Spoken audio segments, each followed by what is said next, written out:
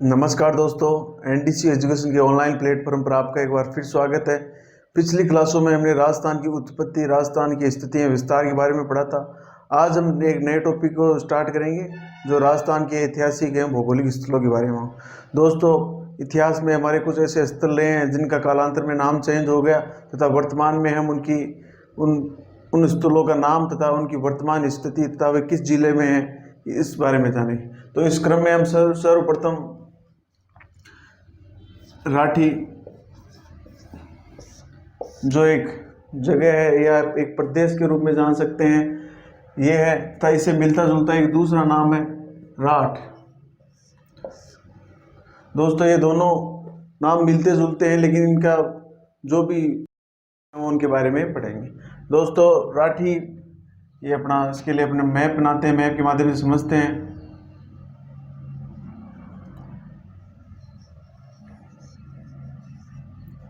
ये अपना राजस्थान का मैप हुआ। दोस्तों, 25 सेंटीमीटर वर्षा रेखा, 25 सेंटीमीटर वर्षा रेखा के पश्चिम वाला हिस्सा राठी प्रदेश के रूप में जाना जाता है, जिसमें मुख्यतः 3 जिले जैसलमेर, बीकानेर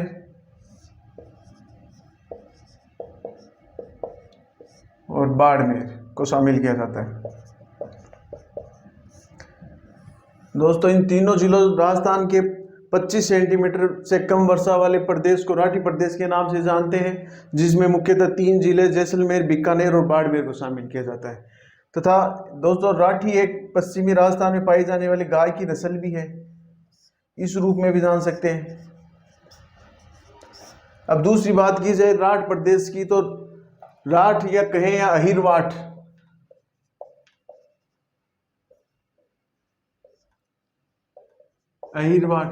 यादव वंशजों द्वारा शासित प्रदेश को राठ या अहिरवाठ प्रदेश कहा जाता है, जो मुख्यतः अपना अलवर तथा जयपुर डिस्ट्रिक्ट की कोटपुतली तहसील, ये अपना अलवर और तथा जयपुर की कोटपुतली तहसील, ये कोटपुतली तहसील जयपुर की।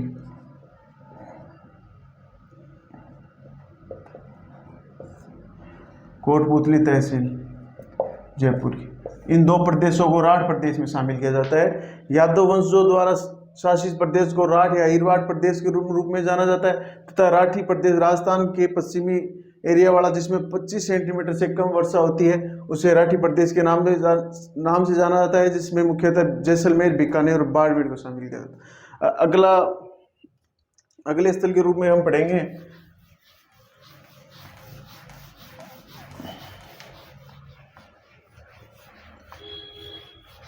अपना शेखावाटी तथा तोरावाटी को। शेखावाटी तथा इसे मिलता जुलता दूसरा नाम है तोरावाटी। दोस्तों, शेखा राजवंश या शेखा वंश के राजाओं द्वारा शासित प्रदेश को शेखावाटी प्रदेश के नाम से जाना जाता है तथा कांतली नदी जो मुख्यतः अपने सीकर झुंझुनू में बहती है, इनकी यह मुख्य नदी है, उसके प्रवाह क्षेत्र को तोरावाटी के नाम से जाना जाता है। इसको मैप के माध्यम से समझें तो ये अपने उत्तरी राजस्थान के ये झुंझुनू, ये चूरू तथा ये अपना सीकर। तो शेखावाटी शेखा राजवंश के शासकों द्वारा शासित प्रदेश को शेखावाटी प्रदेश के नाम से जाना जाता है, जिसमें से अपने 3 जिले चूरू, झुंझुनू और सीकर को शामिल किया जाता है तथा कांतली नदी के अपवाह क्षेत्र को तोरावाटी प्रदेश के नाम से जाना जाता है, जिसमें केवल चूरू को शामिल नहीं किया जाता, केवल झुंझुनू और सीकर को शामिल किया जाता है तोरावाटी प्रदेश। दोस्तों, कांतली नदी के किनारे हमें पता है कि झुंझुनू में सोनारी सभ्यता स्थित है और सीकर में गणेश्वर सभ्यता।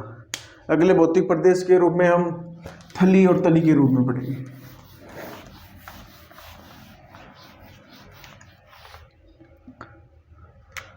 थली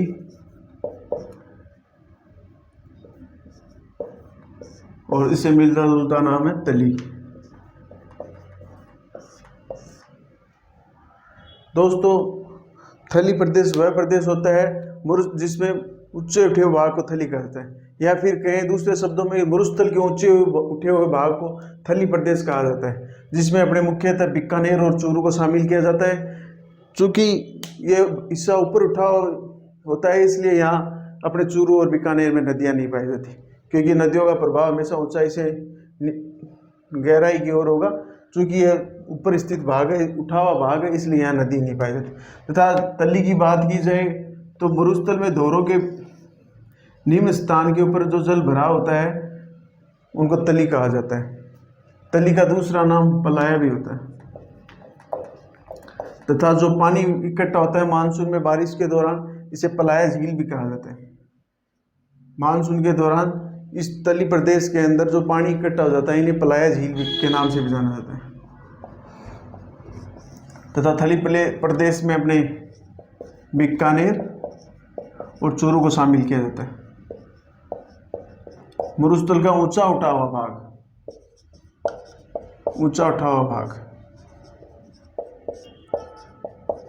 भाग थली प्रदेश कहलाता है, जिसमें मुख्यतः बीकानेर और चूरू को शामिल किया जाता है। चूंकि ये ऊपर उठा हुआ भाग होता है, इसलिए यहाँ नदियाँ नहीं पाई जाती।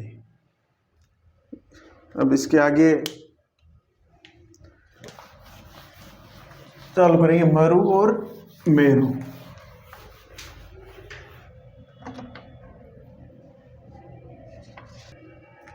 मरु और मेरु, इसे मिलता जुलता नाम है मेरु। अब दोस्तों, मरु प्रदेश पश्चिमी राजस्थान का प्रदेश है, जिसमें पश्चिमी राजस्थान के एरिया को शामिल किया जाता है। तो मुख्यतः जोधपुर संभाग को इसमें शामिल किया जाता है। रेतीले मरुस्थल को मरु प्रदेश के नाम से जाना जाता है। रेतीले मरुस्थल, जोधपुर संभाग इसमें मुख्यतः शामिल है। तथा मेरु अरावली पर्वतमाला को मेरु प्रदेश कहा जाता है, जो राजस्थान का सबसे पुराना भौतिक प्रदेश है या भौतिक स्थान है। अरावली पर्वतमाला को मेरु के नाम से जाना जाता है। अरावली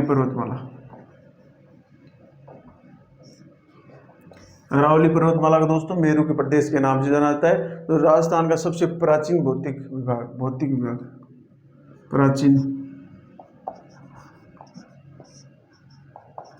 खंड है, सबसे प्राचीन भौतिक खंड। इसमें अगला देखिए, तथा ये मेरु आप सबको पता ही है कि ये राजस्थान को 2 भागों में विभाजित करती है। अरावली पर्वतमाला राजस्थान को 2 भागों में विभाजित करती है। 2 भागों में विभाजित करती है। ये अपना राजस्थान,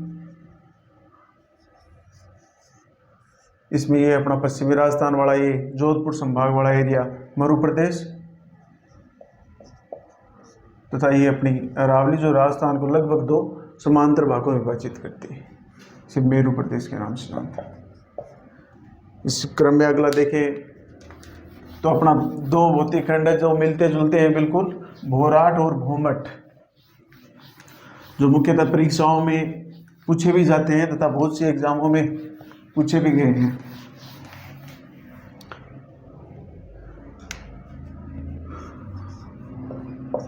भोराट और इससे मिलता जुलता दूसरा है भोमट।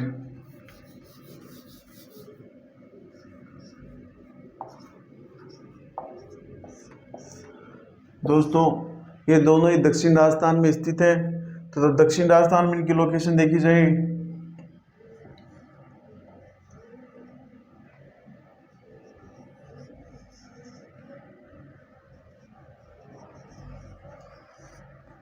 तो ये अपना उदयपुर संभाग या उदयपुर से जस्ट ऊपर राजसमंद और नीचे डूंगरपुर। ठीक, यदि इनकी स्थिति देखी जाए तो ये राजसमंद, ये उदयपुर, ये डूंगरपुर। दोस्तों, भोराट अपने एक और रह से याद रखना है राजसमंद, क्योंकि उदयपुर दोनों के अंदर कॉमन रहेगा, क्योंकि ये बीच में है डूंगरपुर और राजसमंद के, इसलिए राज से हमें राजसमंद याद रखना है। तो राजसमंद तथा उदयपुर, राजसमंद की पहाड़ी है कुंभलगढ़,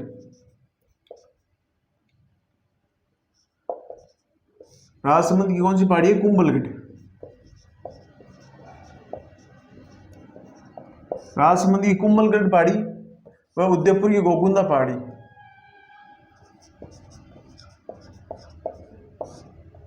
उदयपुर की कौन सी पहाड़ी है? इन दोनों पहाड़ियों के बीच में जो पठार स्थित है वो भोराट का पठार कहलाता है, इसलिए हमें राजसमंद याद रखना है। तथा चूंकि राज से राजसमंद हो गया तथा उदयपुर भोराट और मोमट दोनों में कॉमन है, यहाँ बच्चे अक्सर कंफ्यूज होते हैं, इसलिए उदयपुर की गोकुंदा, राजसमंद की कुंभलगढ़ पहाड़ी के बीच में जो पठार स्थित है उसे भोराट का पठार कहा जाता है। यहाँ मुख्यतः भील जनजाति निवास करती है। तथा भोमट उदयपुर तथा डूंगरपुर के पहाड़ी क्षेत्रों के बीच में, जो पहाड़ियों के बीच में जो पठार स्थित है उसे भोमट का पठार कहते हैं।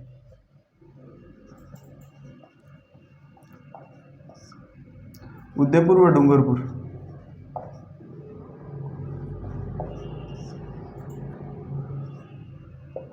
के पहाड़ी क्षेत्रों पर, पहाड़ी क्षेत्रों में जो पठार स्थित है,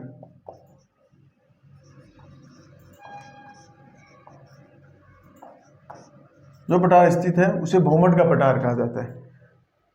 ठीक है, तो अपने इसमें कंफ्यूज होने वाला नहीं है। भोराट से हमें राजसमंद याद रखना है तथा इसके अपोजिट भोमट अपने आप याद हो जाएगा। इसमें हम अगला पढ़ेंगे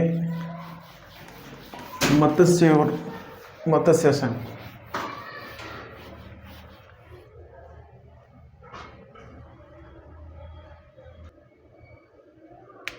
मत्स्य और मत्स्य संघ।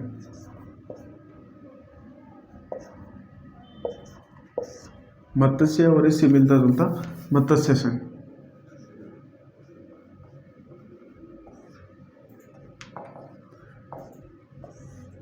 दोस्तों, प्राचीन भारत में मत्स्य एक जनपद हुआ करता था। मत्स्य क्या हुआ करता था? जनपद। मत्स्य जनपद जो वर्तमान में अपने अलवर जो डिस्ट्रिक्ट है उसके दक्षिण तथा पश्चिमी भाग में स्थित है। अलवर के दक्षिण पश्चिमी भाग में स्थित है तथा इस जनपद की राजधानी बेराट थी। बेराट थी जो वर्तमान में विराटनगर के नाम से जानी जाती है।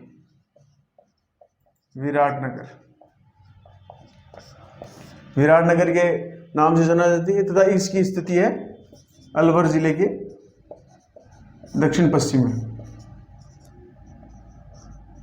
दक्षिण पश्चिम स्थिति है।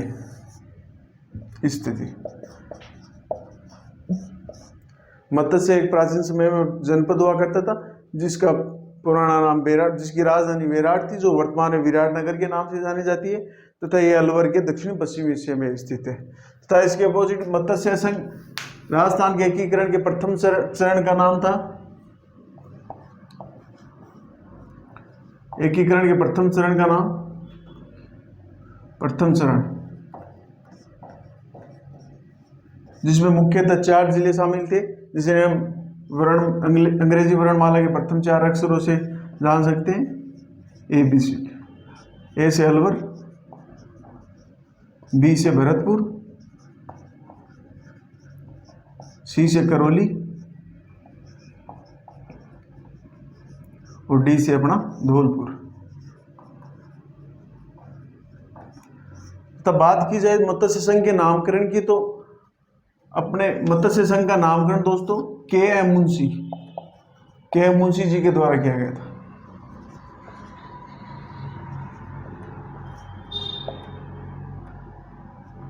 के.एम. मुंशी जी के द्वारा इनका नामकरण किया गया था।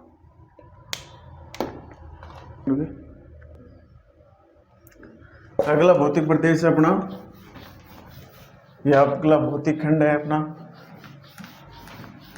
माल और मालवा। माल प्रदेश।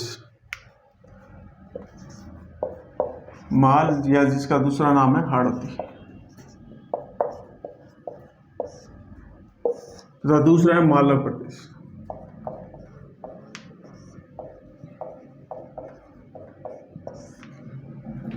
दोस्तों माल या हाड़ौती, हाड़ा राजवंश द्वारा शासित प्रदेश को माल या हाड़ौती के प्रदेश के नाम से जाना जाता है। हाड़ा राजवंश,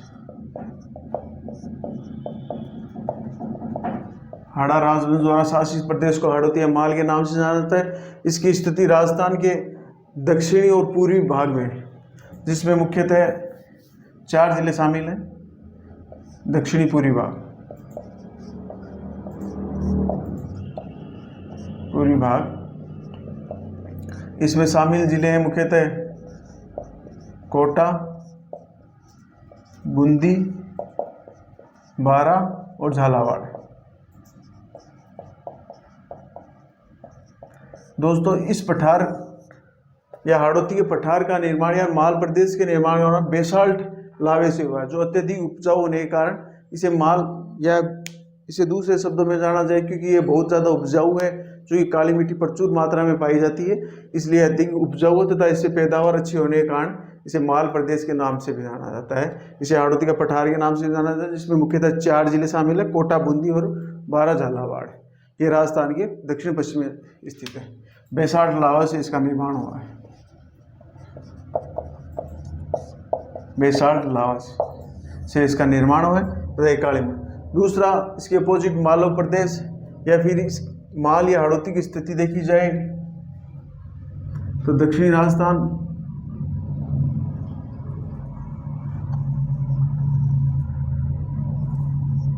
ये एरिया जिसमें अपने हाड़ौती के 4 जिले आते हैं तथा इसमें कोटा, बूंदी, बारा और झालावाड़ 4 जिले आते हैं तथा इसके बाद में मालवा प्रदेश को देखा जाए तो मालवा के पठार का जो हिस्सा राजस्थान में है उसे मालवा प्रदेश के नाम से जाना जाता है।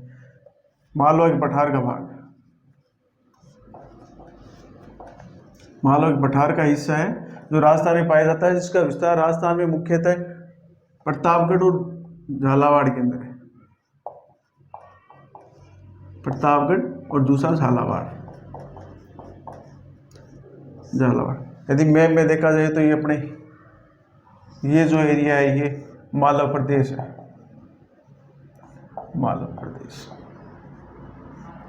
दोस्तों अब इसमें आगे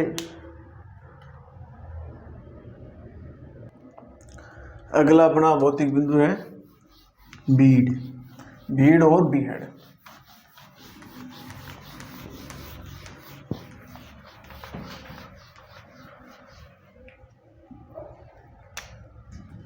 बीड़ और इससे मिलता जुलता है बीहड़।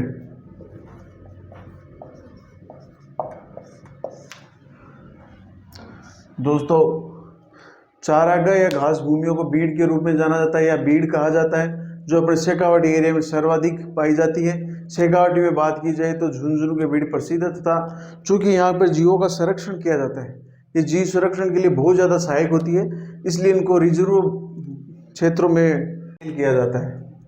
बीड़ और रिजर्व क्षेत्रों में शामिल ये अपने बीड़ मुख्यतः शेखावाटी या फिर के घास के मैदानों को भीड़ कहा जाता है।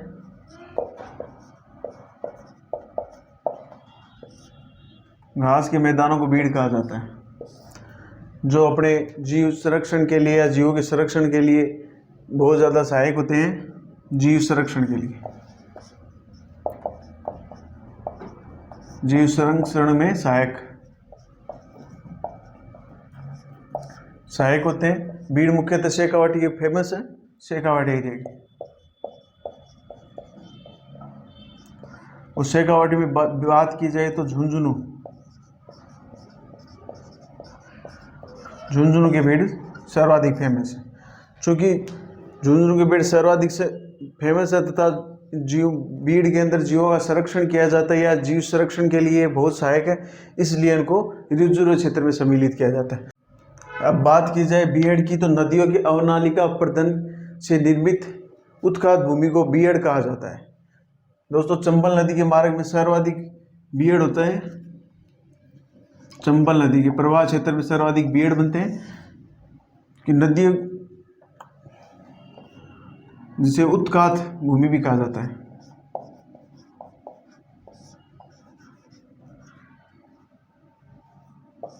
उत्कात भूमि का भी निर्माण होता है। यह मुख्यतः अपने डांग एरिया में पाई जाती है, जिसमें डांग एरिया के अंदर अपना करौली, जिसे डांग की रानी कहा जाता है,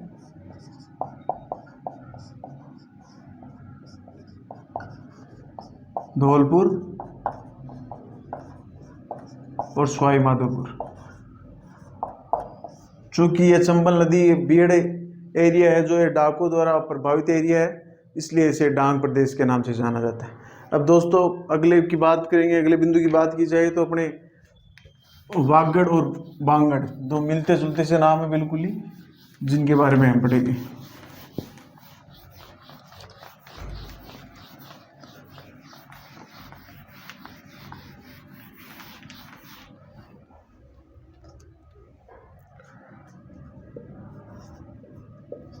वागड़ प्रदेश और बांगड़ प्रदेश।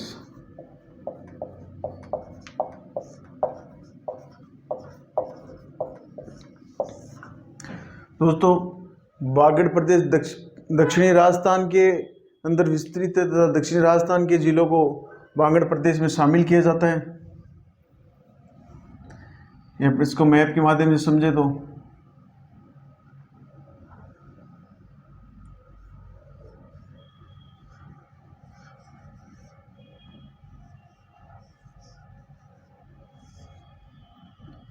ये अपना नीचे बांसवाड़ा, डूंगरपुर, प्रतापगढ़, ये जो नीचे अपने दक्षिण राजस्थान के सुदूर दक्षिण राजस्थान के 3 जिले हैं, जिसमें मुख्यतः वागड़ी बोली बोली जाती है। वागड़ी बोली तो दक्षिण राजस्थान के जिलों के दक्षिण राजस्थान में वागड़ी बोली जाने वाले प्रदेशों को वागड़ प्रदेश के नाम से जाना जाता है, जिसमें मुख्यतः 3 जिले डूंगरपुर, बांसवाड़ा और एक अपना प्रतापगढ़ को शामिल किया जाता है, जो जनजातीय एरिया है। ठीक है, अब बात की जाए बांगड़ प्रदेश की, तो दोस्तों पुरानी जलोढ़ के मैदान को बांगड़ प्रदेश के नाम से जाना जाता है। राजस्थान में इसका विस्तार है अरावली के पश्चिम के अंदर है, तो जिसमें 4 जिले मुख्यतः उत्तर से दक्षिण की ओर क्रम देखा जाए तो झुंझुनू, सीकर, नागौर और पाली। पुरानी जलोढ़ के मैदान,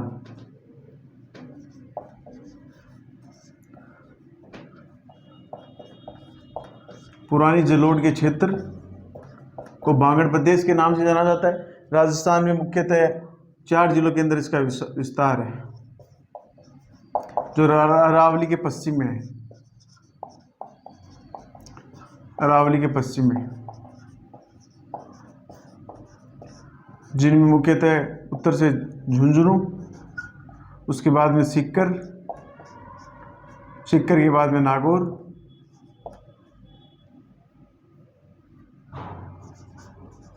नागौर के बाद में पाली।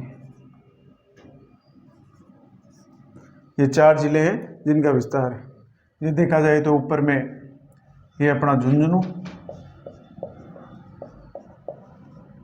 झुंझुनू के बाद में सीकर, यहाँ नागौर और बाद में पाली। यह अरावली के पश्चिम में स्थित। तो दोस्तों आज हमने राजस्थान के कुछ भौतिक विभागों के बारे में पढ़ा है। बाकी के भौतिक विभाग अगली क्लास के अंदर पढ़ेंगे। तब तक के लिए नमस्कार। चैनल पर नए हैं तो सब्सक्राइब कीजिए, वीडियो को पसंद आई तो लाइक कीजिए।